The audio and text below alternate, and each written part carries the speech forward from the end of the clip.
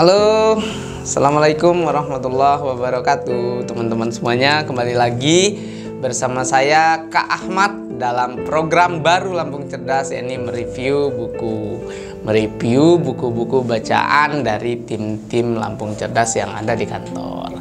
Nah, teman-teman semuanya, di bulan ini atau di kesempatan kali ini saya akan mereview salah satu buku bacaan saya.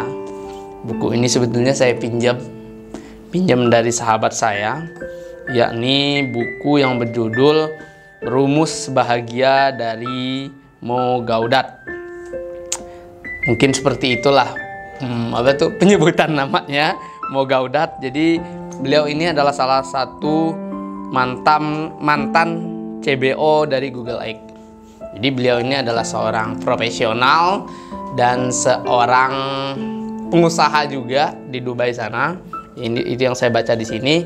Jadi beliau ini membuat buku ini sebetulnya dari pengalaman pribadi beliau, yakni buku ini juga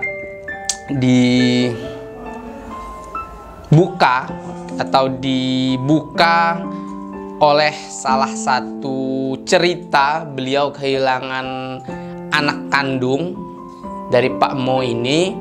Jadi namanya Ali. Jadi ketika pasca Ali meninggal itu, beliau itu kacau balau katanya dalam buku ini. Kacau balau dalam artian sangat-sangat menderita lah, dalam artian seperti itu, karena memang katanya itu ada kegagalan dalam segi medisnya. Nah, makanya terciptalah buku ini, karena buku ini adalah dibuat dia setelah dia mengalami, atau bahasa kita sehari-hari, yaitu berdamai dengan diri sendiri. Nah, dalam pembukaan atau cerita dia itu terhadap latar belakang dia bikin ini, atau kematian atau wafatnya Ali itu, anaknya Ali itu, sangat-sangat jelas. Jadi ada sekitar hampir 10-an lembar dalam pembukaan itu. Beliau menceritakan kehilangan Ali itu seperti apa, sehingganya di sana itu seperti kayak kita itu benar-benar kita itu benar-benar bisa merasakan bagaimana rasa kehilangan itu, bagaimana rasa kedukaan itu, bagaimana rasa hancurnya si Pak Mo ini itu di dalam pembukaan buku itu. Dan hingga akhirnya di salah satu yang melatar belakangi beliau menyusun buku ini adalah beliau itu ada di antara dua pilihan katanya. Jadi saya berhenti, saya terus mengeluh, saya terus menyalahkan keadaan, saya selalu menyalahkan orang yang saya anggap sebagai orang yang human errornya meninggalnya Ali itu. Apa saya terus hidup lalu saya menerima keadaan? Artinya dua pilihan ini, kata dia, yang bikin dia berdamai dengan keadaan itu adalah dua hal ini sama-sama tidak bisa mengembalikan Ali, atau tidak bisa membuat Ali hidup kembali. Artinya kita ada di dua pilihan itu. Dan salah satu yang membuat dia bisa berdamai dengan ini adalah sosok istrinya sendiri, yakni siapa sih? Saya agak lupa namanya. Nah, itu teman-teman semuanya, nanti akan saya ceritakan, akan saya review sedikit tentang bagaimana buku ini itu isi-isinya itu seperti apa. Jadi buku ini teman-teman semuanya ada sekitar berapa halaman? Ada sekitar 355 halaman.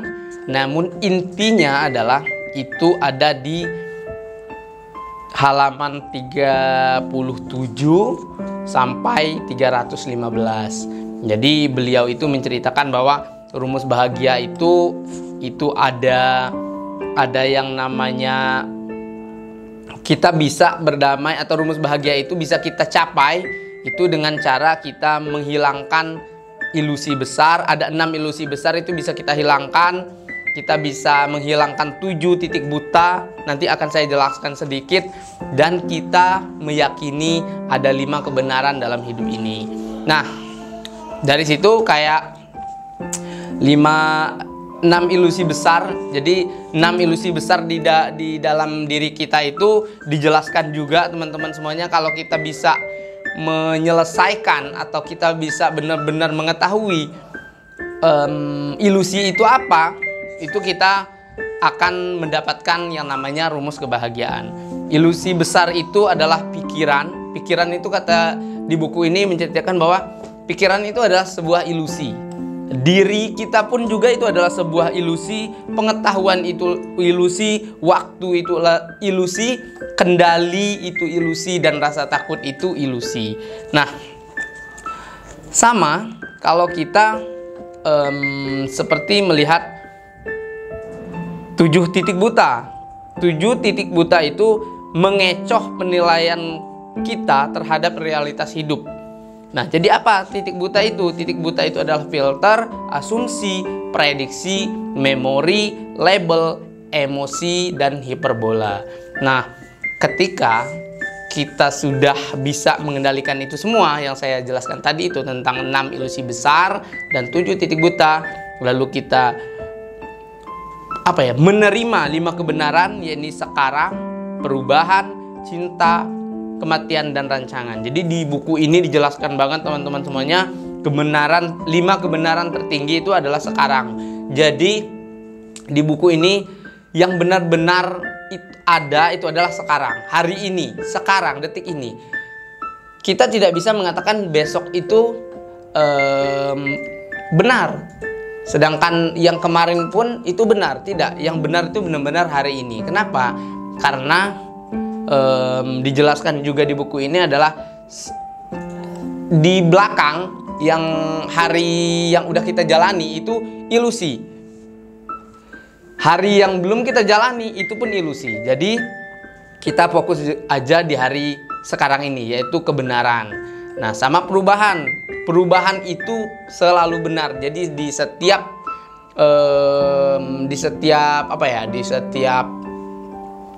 kehidupan kita itu kita nggak lekang dengan namanya perubahan. Dan ketika kita sudah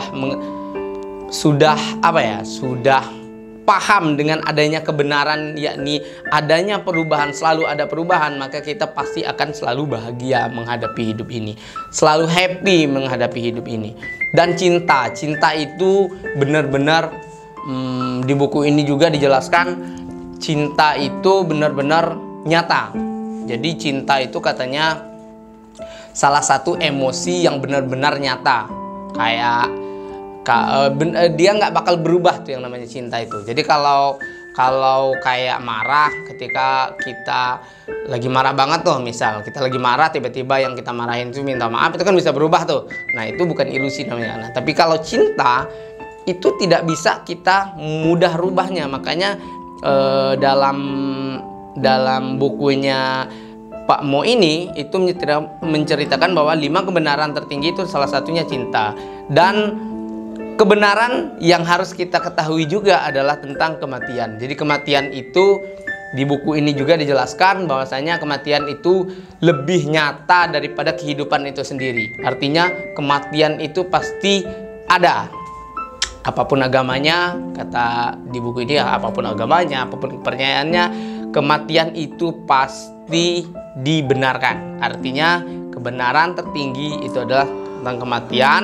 Tentang yang terakhir dalam kebenaran tertinggi itu adalah rancangan. Jadi rancangan itu kalau dalam buku ini dijelaskan itu sejenis kayak kita ini, teman-teman semua, kita memang menjalani hidup ini. Kita memang menjalani apa yang kita sebut dengan pola, apa yang kita sebut dengan strategi. Namun di dalam buku ini ada yang namanya rancangan. Rancangan ini lebih kepada kayak kehidupan kita ini itu dirancang oleh suatu zat. Jadi kalau beliau juga agak hati-hati dalam membuat subjudul tentang rancangan ini, karena ada beberapa teman-teman beliau itu terkait dengan keyakinan mungkin ya. itu kurang sependapat. Namun beliau selalu tetap memasukkan sub judul ini tentang rancangan, bahwa apapun yang kita lakukan, apapun yang kita perbuat di semesta, bahasa di sini semesta bukan dunia, semesta itu ada yang merancangnya, teman-teman semuanya. Nah, jadi 5 kebenaran tertinggi ini itu kalau kita benar-benar pelajari, saya jujur teman-teman semuanya, saya udah berkali-kali baca bukunya, tetapi memang karena memang buku ini adalah buku translate atau buku benar-benar asli dan ditranslatekan ke Indonesia, itu memang bahasanya agak lumayan baku atau tinggi lah, bahasanya tinggi. Jadi harus berulang-ulang untuk membacanya. Tetapi kalau kita membacanya dengan ya katakanlah serius dan nggak cepet-cepet, itu saya ketemulah ada kliknya, ada apa sih? Ada yang bikin saya aha gitu loh. Saya dapat suatu ilmu yang banyak dari buku ini terkait dengan rumus kebahagiaan. Jadi kayak di penutup itu beliau itu menyatakan bahwa dia menceritakan, dia berdiskusi dengan otaknya sendiri terkait dengan kehilangan sosok putranya itu. Jadi luar biasa keren. Jadi buku ini sebetulnya pembelajaran yang benar-benar dia rumuskan, dia bikin itu semenjak kehilangan Ali, dan ya benar-benar itu ilmu dia dapat itu bukan bukan dapat dari membaca atau dapat dari